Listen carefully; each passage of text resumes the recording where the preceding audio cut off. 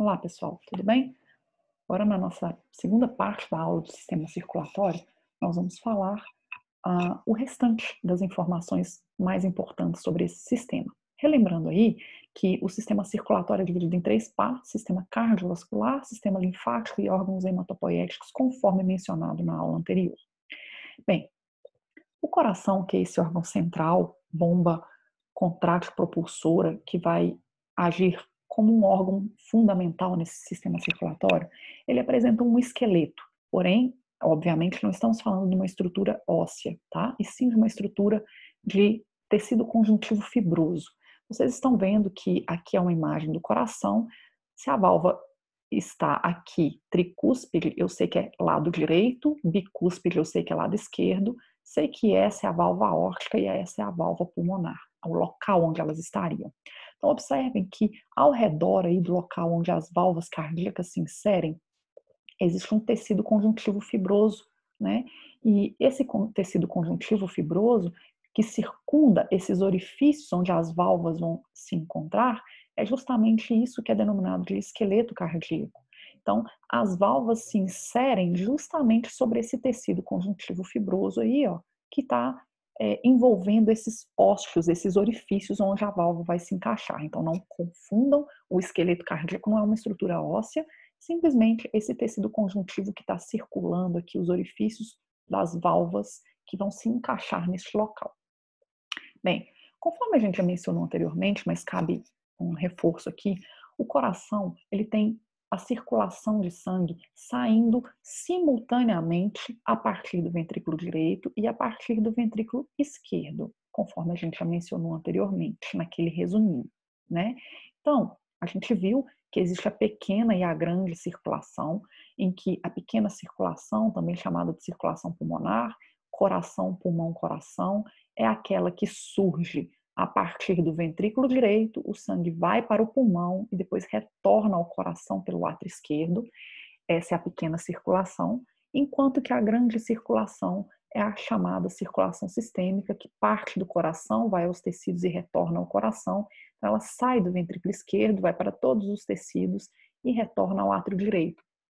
Ressalto que essa imagem está um pouquinho diferente da minha, tá? Do meu resuminho aqui, ó. Porém, a ideia é a mesma. Pequena circulação ou circulação pulmonar surge a partir do ventrículo direito, que bombeia o sangue por dentro da artéria pulmonar para os pulmões. Esse pulmão oxigena o sangue e o sangue retorna ao átrio esquerdo pelas veias pulmonares. Pequena circulação. Circulação que trabalha com baixas pressões. O ventrículo direito pode ser mais fino, mais frágil do que o ventrículo esquerdo, exatamente porque bombeia o sangue para o pulmão, que é um órgão que está do lado do coração. Por outro lado, a grande circulação surge a partir do ventrículo esquerdo, que vai bombear o sangue aos tecidos do nosso corpo por dentro da artéria aorta. Então, o ventrículo esquerdo bombeia o sangue para a artéria aorta, um sangue oxigenado, o sangue vai aos tecidos e depois de ser utilizado esse oxigênio, né, o sangue pobre em oxigênio retorna ao átrio direito pelas veias cavas, tá?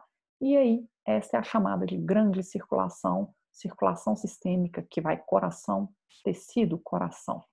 Ressalto que essa grande circulação, que parte do ventrículo esquerdo, trabalha sobre grandes pressões, porque a imagem desse ventrículo esquerdo tem que ser forte para bombear o sangue lá na ponta do pé, mas lá em cima também na nossa cabeça, né? Então, pequena e grande circulação. Bem, o coração é uma estrutura, né, que apresenta algumas características importantes. Ele tem um sistema de condução próprio, né, a gente chama de automatismo cardíaco. Eu vou mostrar a vocês a imagem que o coração ele gera um estímulo elétrico, realmente um estímulo elétrico dentro do nosso coração, que fica presente lá dentro do átrio direito, em uma estrutura chamada de nó sinusal ou nó sinoatrial, conforme está escrito aqui, ó, nó sinusal ou sinoatrial.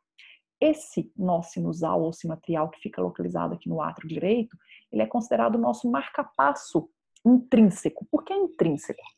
Nenhum de vocês talvez soubesse disso, mas nós temos um marca-passo dentro do nosso coração que a gente nasce com ele, que é justamente esse que fica aqui no átrio direito, chamado de nó sinusal ou nó sinoatrial, e ele é responsável por disparar um estímulo elétrico que é conduzido por todo o coração, conforme vocês estão vendo aqui nessa imagem, e quando esse estímulo elétrico é conduzido, logo em sequência ocorre a contração cardíaca. Então, observem que existem locais específicos por onde esse sistema elétrico conduz, né, esse estímulo. Então, o estímulo é gerado aqui no nó sinusal, vai para esse que é chamado, então, de nó atrioventricular, e aí daí ele desce por essa estrutura do centro aqui, que fica no septo interventricular, e aí esse é chamado de feixe de His, e depois ele se direciona para as fibras de Purkinje. Essa sequência até ela tem escrita aí, mas eu não quero que vocês se preocupem com isso não, na fisiologia, quando vocês forem estudar mais a fundo, vocês vão estudar isso daí.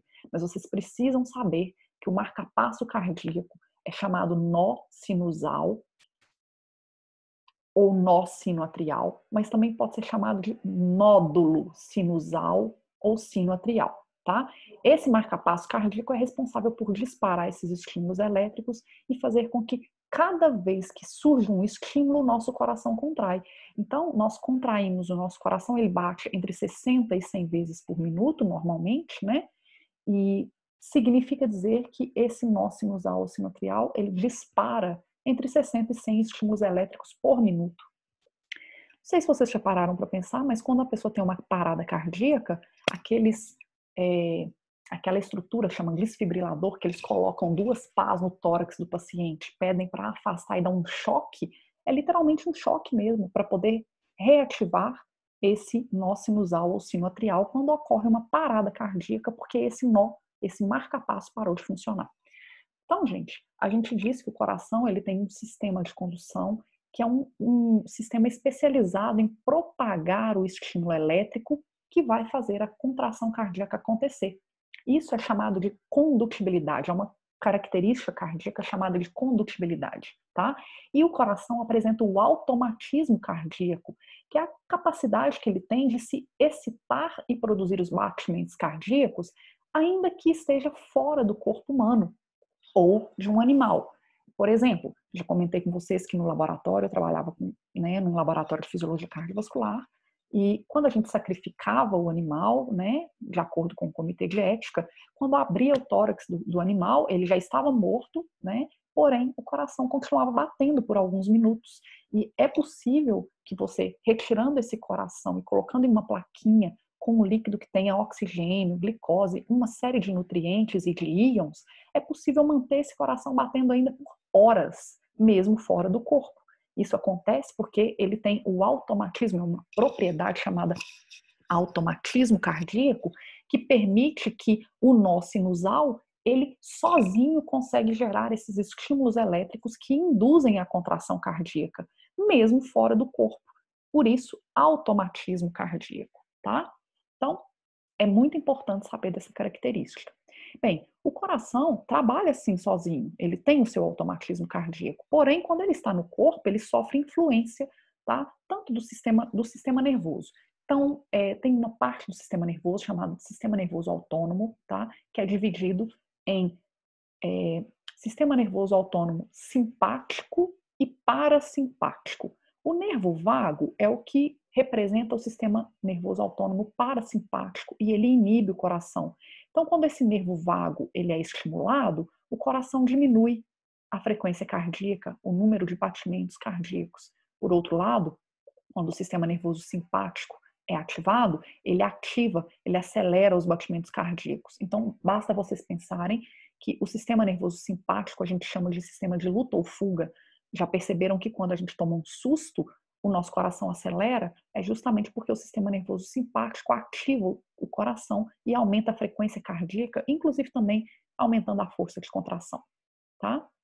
Bem, então não se esqueçam que o nó sinusal ou sinoatrial, ele fica localizado dentro do átrio direito. Então o marca-passo cardíaco está localizado dentro do átrio direito. Para encerrar essa parte de marca-passo, eu queria só relembrar vocês que eu mencionei na aula de introdução, né, do sistema circulatório, que o coração, inclusive no resumo também, que o coração ele bate, ele tem duas batidas. A gente tem uma batida mais fraca e uma mais forte. Então, tum, tum, tum, tum, tum, A batida atrial, a sístole atrial, contração atrial, ela é mais suave do que a contração ventricular, que tem que ser mais forte, mais vigorosa para bombear o sangue para fora do coração. Com isso, vocês estão observando que quando o estímulo do nó sinusal chega aqui, ó, né, no meio aqui, como se fosse no septo átrio-ventricular, quando ele chega nesse ponto, observe que ele para um segundinho, olha, nesse momento. Tá vendo que ele dá uma pausa pequenininha quando ele chega aqui. Para quê? Para que dê tempo do átrio contrair e encher o ventrículo de sangue. É por isso que o átrio contrai primeiro e o ventrículo depois. Por isso duas contrações. Quando o átrio contrai, ele enche o ventrículo de sangue. Então, quando o átrio contrai, observa que o volume de líquido preto aqui na imagem, ele está reduzindo, ó. Encheu de sangue e contrai. Encheu de sangue e contrai. Quando o átrio se enche de sangue e contrai, ele bombeia o sangue para dentro do ventrículo. E é por isso que aqui nesse ponto o estímulo elétrico dá uma atrasadinha para permitir que o átrio contraia e encha o ventrículo de sangue antes do ventrículo bombear o sangue para fora do coração, tá? Então, como vocês podem observar, é uma máquina perfeita e isso tudo acontece em fração de milissegundos. Para a gente finalizar a nossa aula, vou falar um pouquinho sobre o sistema circulatório na parte dos vasos sanguíneos. A gente tem diferentes tipos de vasos sanguíneos, a gente diz artérias, arteríolas. Arteríolas são artérias pequenininhas. Então a gente tem artérias de diferentes tamanhos e calibres, né? À medida que ela vai diminuindo de calibre, ela passa a se chamar arteríola. Lembra lá do sistema respiratório, tem brônquios e depois bronquíolos, é a mesma coisa. A artéria é um diâmetro maior do que a arteríola, que tem um diâmetro menor. Depois a arteríola, ela vira um vaso tão fininho chamado capilar, que só tem uma única camada de células. E depois a gente tem veias e vênulas. Vênulas são veias bem pequenininhas. Vamos tentar entender então. Primeiramente, a gente sabe que as artérias são os vasos que saem do coração. Então, o coração bombeia o sangue para dentro da artéria. Então, a artéria tem um calibre maior. Depois ela vai diminuindo o seu tamanho para se distribuir ao longo de todo o corpo, até que ela passe a se chamar arteríola. Então, quando chega nos tecidos, aí os vasos sanguíneos ficam bem fininhos, chamados capilares, justamente o que eu introduzi na primeira parte do sistema circulatório, onde eu disse que é nos capilares que acontecem as trocas gasosas e de nutrientes. Por que que o vaso é tão fininho, um capilar? Justamente para permitir que os nutrientes entrem no tecido, que o oxigênio vá para o tecido e depois que os metabólitos saiam desse tecido e volte para o sangue, né? Então, depois que o sangue sai do coração, vamos dizer, rico em oxigênio e nutrientes, ele entra dentro das artérias. Essas artérias vão diminuindo de calibre até que passem a se chamar arteríolas. Depois, esses vasos vão se comunicar com os capilares, que são vasos bem fininhos mesmo, para permitir as trocas gasosas e de nutrientes. Aí o tecido utiliza o oxigênio e os nutrientes e devolve, o sangue sai pobre em oxigênio e rico em metabólitos, para entrar em veias bem pequenininhas chamadas de vênulas. Depois das vênulas, essas vênulas são veias pequenininhas que vão aumentando de diâmetro até que volte para o coração a maior veia do nosso corpo, que é chamada de veia cava. Então, vocês estão vendo aqui os tipos diferentes de vasos sanguíneos, artéria, capilar e veia, tá? E as arteríolas e as vênulas também vão se encaixar nesse mesmo padrão aqui. Então, observem que tanto a artéria quanto a veia, elas têm 3 camadas, tá? A gente chama de camada íntima, que é a camada mais interna de células endoteliais, a camada média, que é formada de músculo liso, e a camada mais externa, a camada adventícia, formada de tecido conjuntivo aí, tá? Então, observem que são 3 camadas, tá? Tanto na artéria quanto na veia, ok? No capilar, que é o vaso mais fino que existe, eu disse que é uma única camada de células, chamada de célula endotelial. Então, o capilar é como se tivesse apenas essa camada interna, que é a chamada camada íntima do vaso, tá? Então, ele é bem fininho. Apenas a título de curiosidade, eu vou mostrar a vocês a comparação do tamanho de artérias e veias. Mas, primeiramente, tentem observar o seguinte. A luz da artéria, ou lumen da artéria, é a mesma coisa, é o diâmetro aqui, ó. O diâmetro da artéria e da veia. Tentem comparar, tá? Primeiramente. observem que o diâmetro da artéria e da veia são diferentes. E aqui eu tenho um quadrinho para mostrar o diâmetro do lúmen. Então, apenas como comparação, vamos pegar a artéria aorta e veia cava, a maior artéria e a maior veia do corpo. Observem que a luz ou o diâmetro da artéria aorta vai ser menor que o diâmetro ou o lúmen da veia cava. Vocês estão conseguindo enxergar isso na imagem? Então, uma artéria aorta tem 2,5 cm de diâmetro e a veia cava tem 3 centímetros. Então, na veia, cabe mais sangue dentro dela do que dentro da artéria, porque ela tem um diâmetro maior. A segunda coisa que eu quero comparar, e que eu gostaria que vocês visualizassem, é a espessura, tá? O tamanho aqui da parede desses vasos, ok? Então, observem que a espessura da parede de uma artéria, ela é maior do que a espessura da veia. Isso por quê? Eu já mencionei rapidamente isso para vocês também, tá? Eu disse que a camada muscular da artéria, né? A artéria ela tem que aguentar a pressão da batida cardíaca. Cada vez que o coração bombeia o sangue entra dentro de uma artéria. Então a artéria tem que ser forte para resistir à pressão do batimento cardíaco, enquanto que a veia não. Então, quando você está sentindo a pulsação de uma pessoa, está vendo se a pessoa está viva ou não, o que você está sentindo é a pulsação da artéria. A artéria pulsa, a veia não, tá? Então, realmente, quando as pessoas dizem que quando se corta uma artéria o sangue esguicha e quando se corta uma veia o sangue escorre, isso é verdade, porque a artéria, ela pulsa e como ela pulsa, cada batida cardíaca representa uma pulsação, uma batida na parede da artéria e a gente consegue sentir isso palpando, tá? Então, quando corta uma artéria, cada batida cardíaca faz o sangue esguichar. Enquanto que a veia, como ela não tem essa pulsação, o sangue fica escorrendo, tá? Apenas como uma curiosidade, vamos comparar o tamanho da parede e da luz do capilar. Olha o capilar, ele tem 5 micrômetros. Centímetro, milímetro, micrômetro. 5 micrômetros é muito pequeno, gente, é a espessura de um fio de cabelo, é muito fininho, isso é microscópico, tá? Então, isso é o diâmetro do lúmen. Olha a espessura da parede de um capilar, é 1 micrômetro. É tão fino, mas tão fino que é muito fácil dos gases e nutrientes atravessarem de um lado para o outro, tá? Então, é isso. Bom, vamos comparar então, por exemplo, se você pensasse na pulsação de uma artéria que está bem próxima aí no pescoço com uma artéria que está bem lá no pé ou bem próxima da mão. Claro que a artéria que está no pescoço, ela vai ter um pulso, né, mais forte. Por quê? Porque ela está mais perto do coração. Então, a sensação, a percepção da batida cardíaca é muito maior no pescoço do que, por exemplo, na mão ou no pé. Por isso que quando vamos ver se a pessoa está viva ou morta, a gente olha se ela ainda tem pulsação no pescoço, porque está bem perto do coração. A gente vai sentir uma pulsação mais forte, tá? Para a gente finalizar, queria só mostrar a vocês o seguinte, que o coração, ele é um órgão que bombeia o sangue para todo o corpo, mas ele também precisa de oxigênio e nutrientes. Então vocês estão vendo aqui que na base da artéria aorta, a artéria aorta faz aquele arco, aquela curva, né? Aquela curvatura, conforme a gente pode visualizar aqui no aplicativo. Deixa eu diminuir aqui o número de vasos para facilitar a visualização.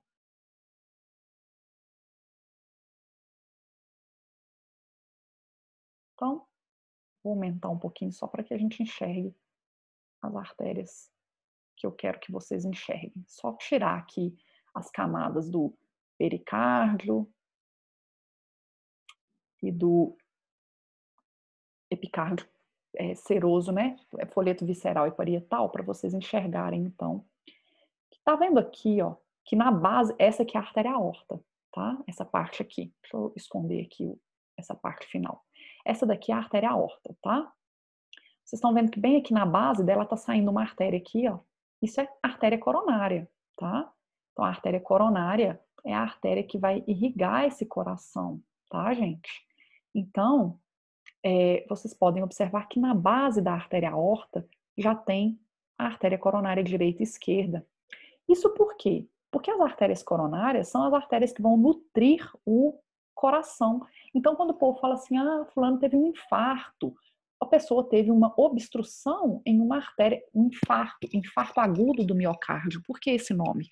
Porque o miocárdio é um músculo cardíaco. E se a pessoa que tiver uma obstrução em uma das artérias coronárias, direita ou esquerda, ou em alguns dos seus ramos, o tecido muscular cardíaco não vai receber oxigênio e nutrientes e o coração vai infartar, o que significa que o tecido vai morrer. E uma vez que a pessoa infarta, ela sente muita dor e a função do coração diminui, porque aquela parte que morreu, que infartou, ela realmente morre, ela perde a função.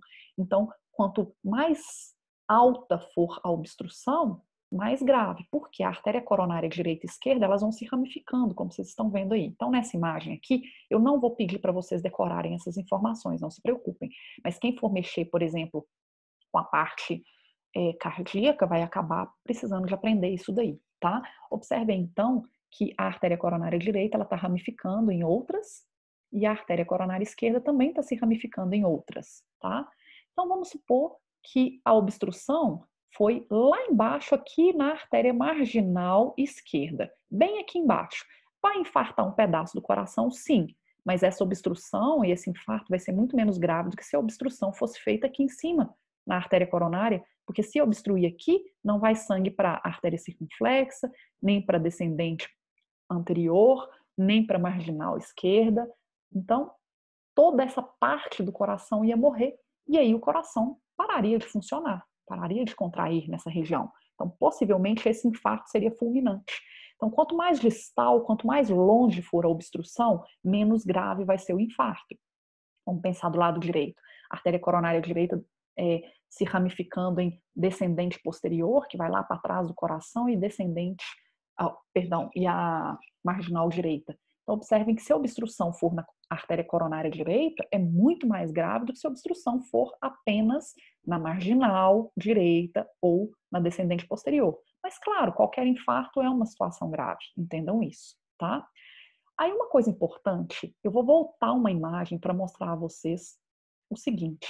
Lembra que quando eu estava mostrando aqui o coração, eu disse que sobre as aurículas estão os átrios. Então, aqui é átrio e aqui é átrio. Então, na parte anterior do coração, quase tudo é ventrículo. Enquanto que na parte de trás do coração, a maior parte do tecido é átrio. Então, pensa assim, na região anterior predomina ventrículo, na região posterior predomina átrio. Por que eu faço essa analogia aqui? Vamos pensar o seguinte, é muito menos grave um infarto, por exemplo, né, de artéria circunflexa, que está indo lá para trás do coração, ou de descendente posterior, que está indo lá para trás do coração, do que um infarto que pega essa parte anterior do coração, porque se infartar a parte anterior, morre ventrículo, e o ventrículo tem que ser forte para bombear o sangue para o corpo, tá? Enquanto que o átrio, ele tem que fazer uma contração mais fraca. Então, infartar uma parte do tecido atrial é menos grave do que infartar uma parte do tecido ventricular. Pessoal, então é isso. Eu espero que tenha ficado claro para vocês e a gente conversa durante a nossa aula. Um abraço.